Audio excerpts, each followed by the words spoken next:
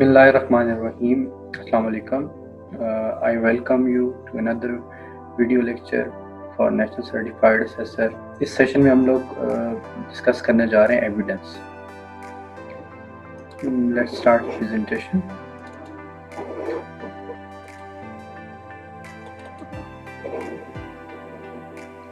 Evidence क्या होता है? जैसा कि हम लोगों ने पहले डिस्कस किया था, competency based training and assessment में असेसमेंट होती है और उस असेसमेंट में हम लोग क्या काम करते हैं कि हम लोग कुछ इन्फॉर्मेशन गैदर करते हैं. वो जो इन्फॉर्मेशन गैदर करते हैं बेसिकली वो क्या होता है, हम लोग एविडेंस ले रहे होते हैं उस पर्सन की कॉम्पिटेंसी की कि वो कॉम्पिटेंट है या नहीं. एविडेंस क्या होता है, सबसे पहले ये चीज़ डिस्कस करते हैं.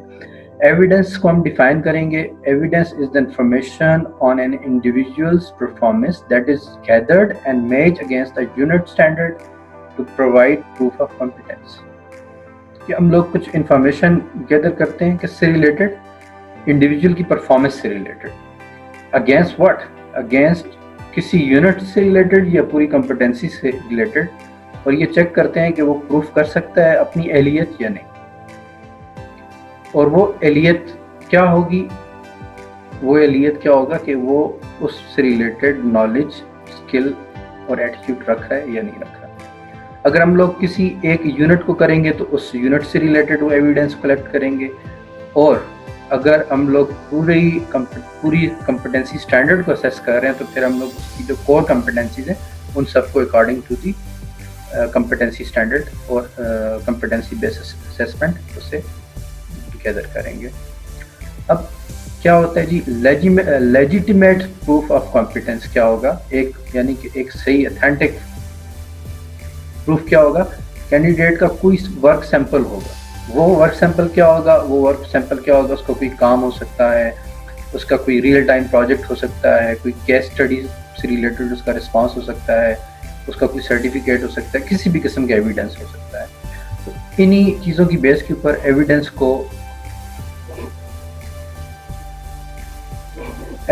को तीन फर्दर टाइप्स में डिवाइड कर दिया गया और जिसको हम लोग कहते हैं टाइप्स ऑफ एविडेंस. जो सबसे पहली टाइप्स है वो क्या है, डायरेक्ट एविडेंस. और ये कौन प्रोड्यूस करता है, लर्नर प्रोड्यूस करता है. ठीक है. सेकंड जो टाइप है इसकी वो है, आपको यहाँ नजर आ रहा होगा, ये indirect evidence provided about a learner.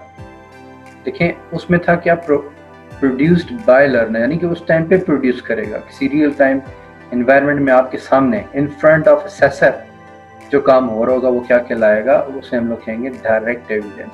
इसमें लर्नर कोई किसी असेसमेंट का रिस्पांस, किसी स्किल बेस्ड एक्टिविटी को परफॉर्म करना इन फ्रंट ऑफ असेसर कर रहा होगा तो क्या होगा, डायरेक्ट एविडेंस होगा. इनडायरेक्ट क्या होगा, provided about a learner. Provided about learner कौन प्रोवाइड करेगा, वो कोई दूसरा किसी सर्टिफिकेट की बेस के ऊपर हो सकता है, कोई उसका ऐसा सैंपल जो उसने पहले डिज़ाइन किया हो उसकी बेस पे हो सकता है. यानी कि इनडायरेक्ट हो गया. कैसे इनडायरेक्ट, कैसे कि वो क्योंकि जो असेसर होगा उसके सामने वो चीज़ परफॉर्म नहीं हुई, वो उसको किसी के थ्रू आ रही है. तो प्रोवाइडेड अबाउट लर्नर इसीलिए यहाँ पे लिखा हुआ है. जो थर्ड टाइप है उसे हम लोग कहते हैं historical evidence.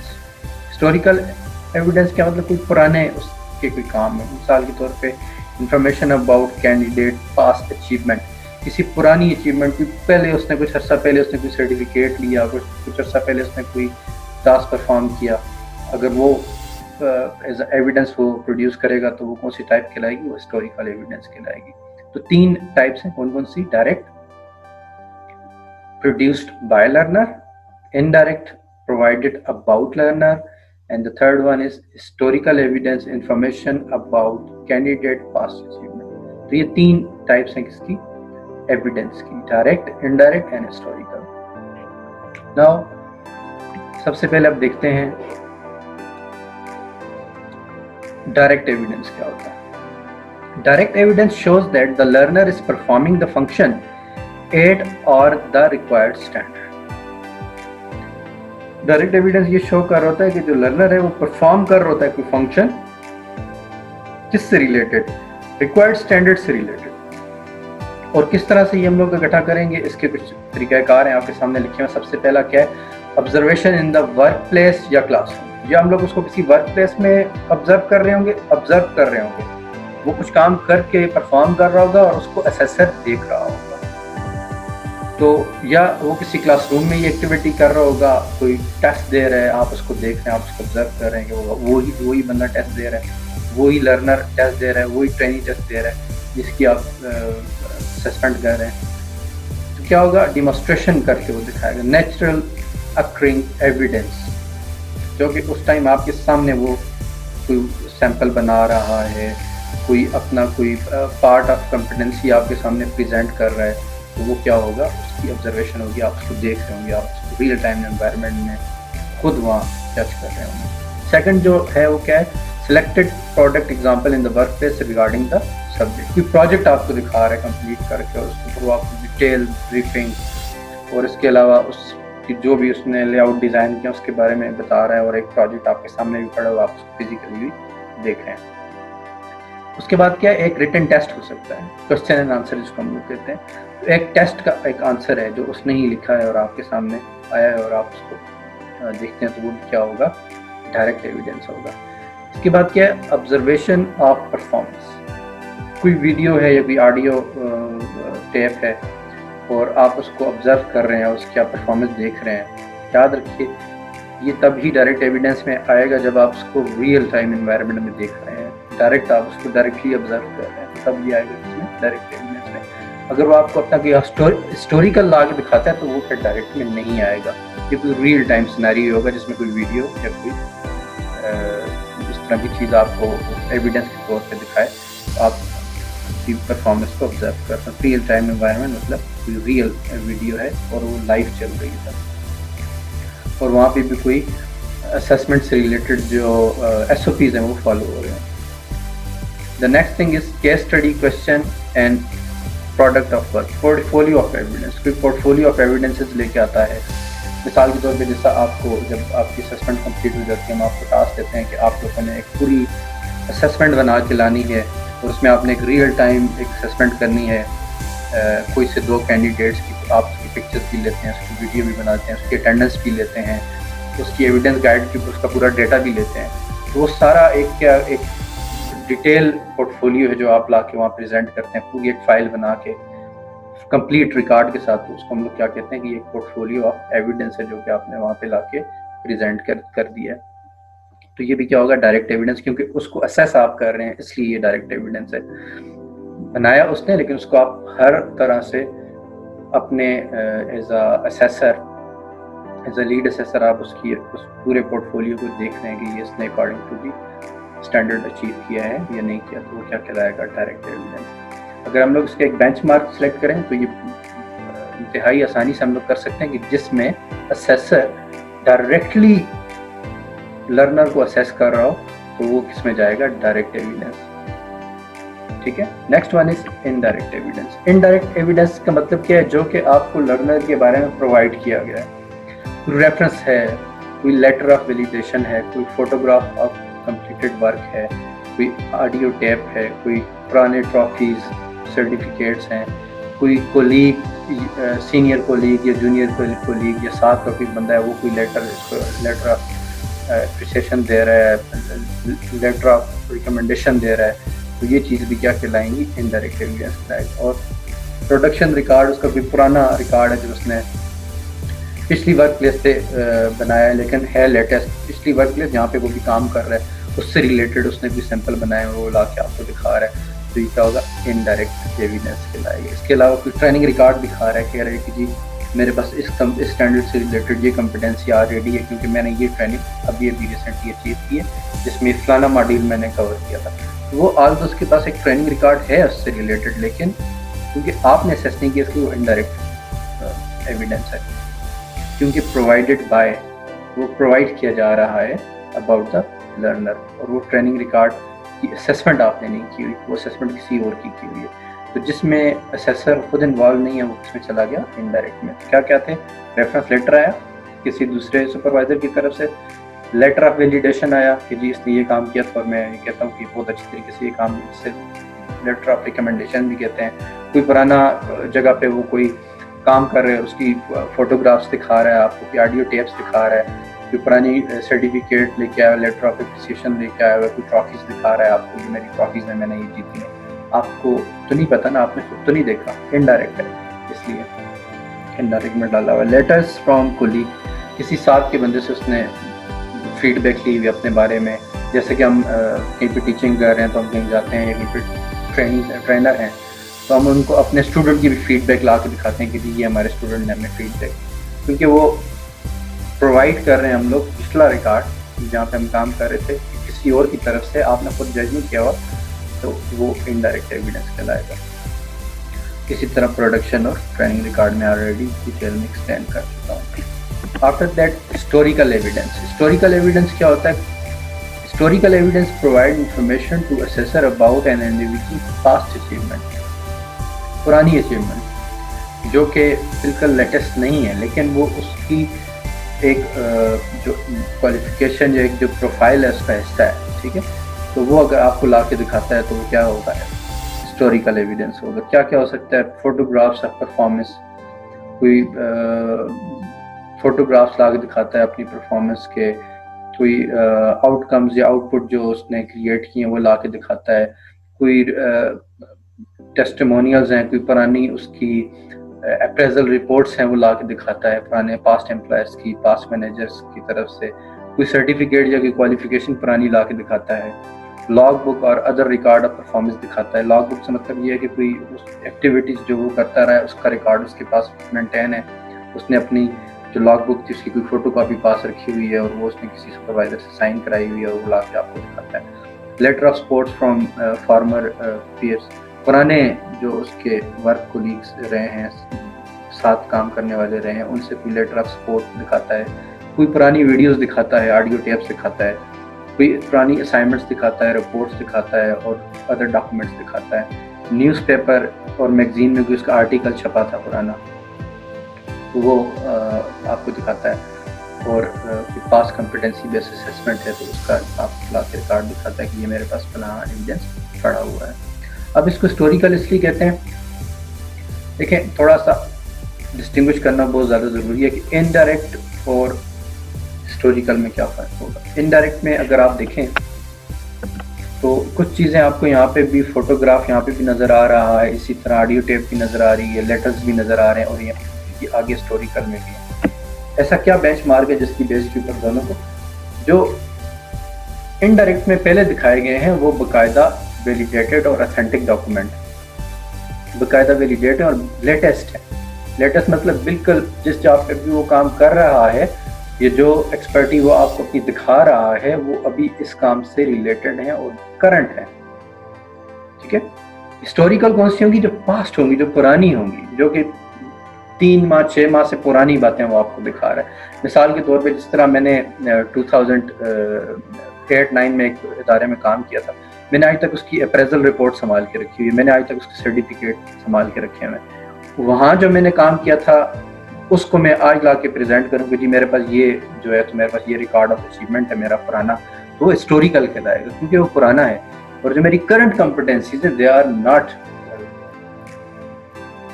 Related with this, तो वो हिस्टोरिकल एविडेंस पे चला जाएगा। हिस्टोरिकल एविडेंस लीस्ट प्रायोरिटी पे होगा हमेशा, और सबसे ज़्यादा जिस एविडेंस पे इन्हिसार किया जाएगा कॉम्पिटेंसी बेस्ड ट्रेनिंग और असेसमेंट में, याद रहे कि वो डायरेक्ट एविडेंस होगा जिसमें असेसर खुद चेक कर रहा है। उस असेसमेंट के साथ साथ ये जो 2 चीज़ें हैं इनडायरेक्ट और हिस्टोरिकल, ये हम लोग रख सकते हैं अपने एविडेंस को कंफर्म करने के लिए, यानी उसको ज़्यादा डिटेल करने के लिए। लेकिन याद रहे ये एविडेंस के जो 3 मेथड बताए गए हैं, डायरेक्ट, इनडायरेक्ट और हिस्टोरिकल, इन तीनों में से आप जब भी एज अ असेसर असेस करेंगे आपने according to the evidence guide करना है। आप एविडेंस गाइड से लेफ्ट और राइट नहीं हो सकते। एविडेंस गाइड क्या होती है अभी आपको मैं इसके बारे में बताऊंगा, लेकिन उससे पहले ये समझना ज़रूरी है कि ये एक बेंचमार्क है। एविडेंस गाइड क्या होगी? ये एक डॉक्यूमेंट होगा, ये एक डिटेल डॉक्यूमेंट होगा जिसके मुताबिक आपने एक एविडेंस इकट्ठा करना होता है किसी भी असेसमेंट का। अगर उसके अंदर एक मेथड मेंशन नहीं है तो आप उसको खुद से बीच में इंटीग्रेट नहीं कर सकते, क्योंकि इससे आपकी जो असेसमेंट है वो वैलिड ही नहीं रहेगी। क्योंकि अक्रॉस द बोर्ड सेम नहीं होगी। एविडेंस गाइड ये कॉम्पिटेंसी बेस्ड जो असेसमेंट है उसका जो बेसिक जो एक सिनेरियो होता है और जो बेंचमार्क होता है, जिस चीज़ को इंश्योर किया जाता है कि वो अक्रॉस द बोर्ड बिल्कुल एक जैसी हो, यानी कि पूरे पाकिस्तान में हम गिलगित से चलें कराची तक जाएं, हर जो कैंडिडेट हो, हर जो असेसी हो, वो एक ही बेंचमार्क के अगेंस्ट असेस हो, तो वो according to the evidence guide होगा और उसके अंदर हम लोग उसके मुताबिक ही एविडेंस कलेक्ट करेंगे।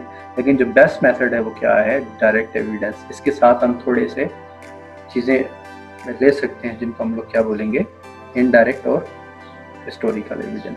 इनडायरेक्ट और हिस्टोरिकल एविडेंस हमारे पास बहुत ज़्यादा यूज़ होते हैं जब हम लोग RPL के अगेंस्ट असेस कर रहे हैं, जो कि आप अपने अदर नेक्स्ट लेक्चर में पढ़ेंगे। तो वहाँ पे आपको ये हिस्टोरिकल एविडेंस भी चाहिए होगा और आपको इनडायरेक्ट एविडेंस भी चाहिए होगा, फॉलोड बाय, यानी कि जो उसमें भी जो मेजर सेक्शन होगा वो क्या होगा, डायरेक्ट एविडेंस का होगा।